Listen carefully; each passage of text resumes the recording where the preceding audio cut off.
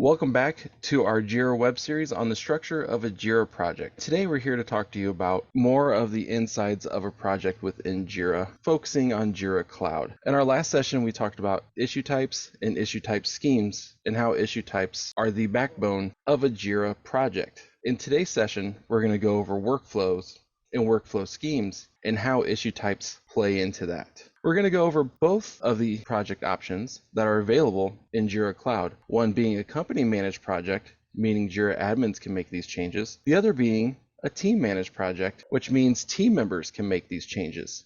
The main difference with the company managed project is that when JIRA admins make changes to workflows, it can make effects in other JIRA projects that are using that workflow. In a team project, managed project, it can only affect that project that the team is working in. So like I said, we're going to go over workflows. We're looking at the summary page here in a company managed project, and you'll see a section here titled workflows. You can also get to it by the sidebar navigating over here to the workflows section. And what this is showing us is a workflow scheme. And what a workflow scheme is, a scheme that can tell what workflow to use depending on the issue type. As I said before, issue types are the backbone of JIRA projects. So you, as a project admin or a JIRA admin for this type of project, can depict which issue type uses which workflow. And this is what you'll see here. You're going to have a listing for the workflow with the workflow name. You can also view that workflow as a text or a diagram. We'll click diagram because I like pictures. As you see here, this is a non-editable workflow view, and it's going to show you what the transitions are and what the statuses are.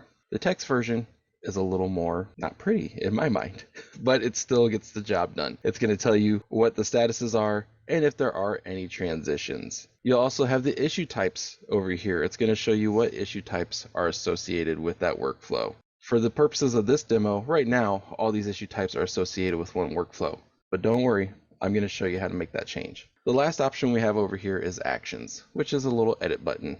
And what this also does is it takes you to a version where you can edit the current workflow. That's something I advise you use caution with, because any workflow that you edit that's tied to more than one project, it will affect all those other projects. And that's easily noted here where it says shared by one project. Clicking on this will show you what project it's using. So I know that since this workflow is only associated with this project, I'm not affecting all my other projects out there. I'm going to go ahead and hit discard draft right now because we're not going to make an edit to the workflow, because today's focus is on using issue types to drive which workflows you're using. We're back here to this page. You'll also see that it shows you the workflow here. Now it doesn't show you the issue types because we're only using one workflow for the issue types. So you're probably saying, how do we add a workflow to an issue type?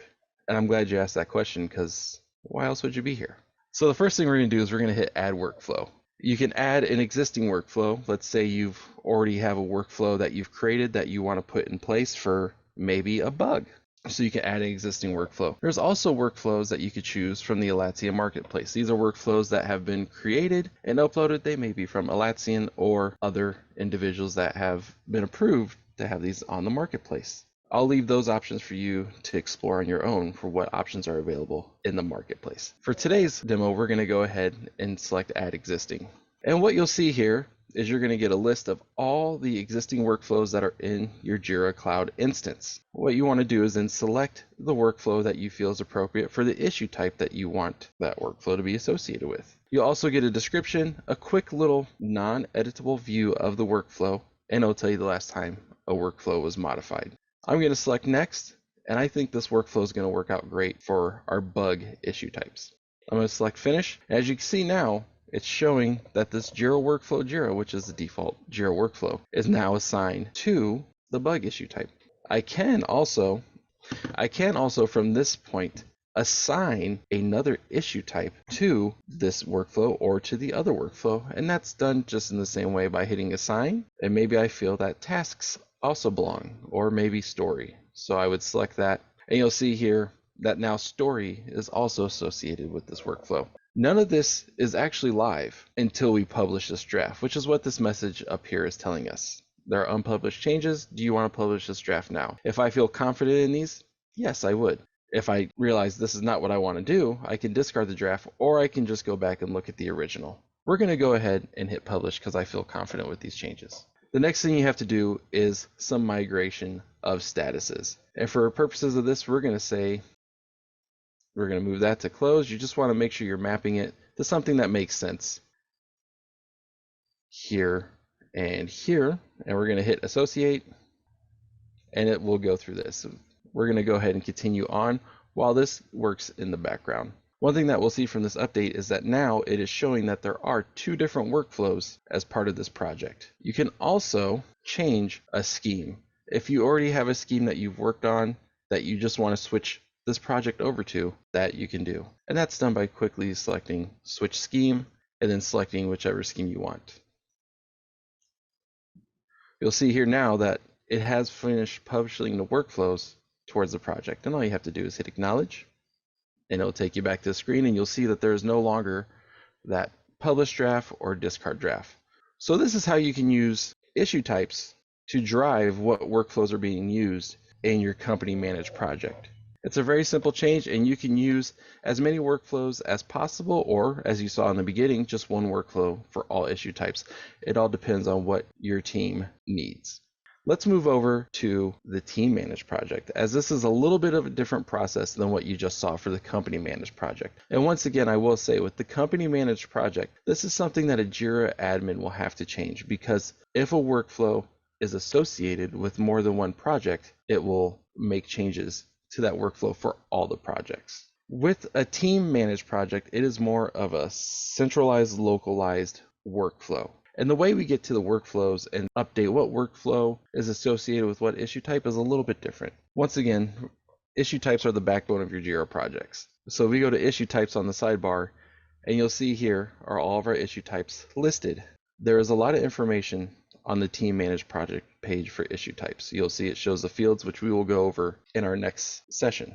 The one that we're concerned about here is this edit workflow. So I want to edit the workflow that's associated with bugs. So I'm going to hit edit workflow. One thing we'll see here is that this workflow is associated for all of the issue types that we are currently using in this project, in the Web Series team project. However, I want bugs to have a status where I'm waiting for the customer to get back to me. It could be an internal or an external customer. So I'm going to put in a new status, waiting for customer.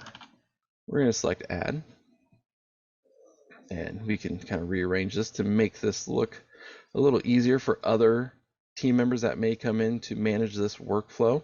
What we'll now hit is update workflow. One thing you'll also see here on the side is there is workflow statuses and other properties that you can change. We will not be going over that today, but that will be part of the web series coming up. We're going to hit update workflow, and this is where you can change what issue type is being used for this workflow. So you see here it says all these changes will apply to the issue type selected. What we can do is select remove all of these issue types. Hit save and continue. It'll pop up a board because with team managed projects, it's very board focused, so that's why it has that. And we're going to select which column we want this waiting for customer to go into so it can properly be identified on our board. We could even add a new column if we wanted to. I'm going to add it to the in progress column for right now. We're going to hit select save changes, and then what we're going to do is hit closed. And now when I go to edit the workflow for bug, you'll see that this is the only workflow that is associated with the bug issue type. You could do the same for all these other workflows. You could select the edit workflow and make that change as well. You'll also see other options up here as far as adding a done status, a to-do status, a transition, or an automation rule. These are all reasons that you can make an update and select what issue type you want those to be associated with. So this is how you make those changes to workflows and what issue types they are associated with in a team managed project. Once again, a team managed project can be managed by team members, and it is isolated to that specific project. I want to thank you for joining me today and learning about workflows and workflow schemes and how issue types can really drive and are the backbone of your JIRA project. Once again, I thank you for joining me for the structure of a JIRA project and look forward to seeing you again in the next one.